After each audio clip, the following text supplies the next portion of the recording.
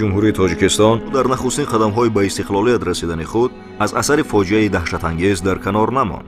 хадамоти махсуси хориҷӣ ва ташкилоту ҳаракатҳои динии террористӣ дар симои саркардагону аъзоёни собиқ ҳизби наҳзати исломӣ тавонистанд гурӯҳи хиёнаткору ватанфурӯшеро пайдо кунанд, ки муқаддасоту ифтихори давлатдории миллӣ барояшон бегона аст. бо истифода аз ин гурӯҳи беҳувият чандин дафъа кӯшиданд, ки давлату миллати тоҷикро ба вартаи нобудӣ кашанд. ҳарчанд ки муяссарашон нагашт, вале кишварро ба гирдоби ҷанг рӯбарӯ сохтанд.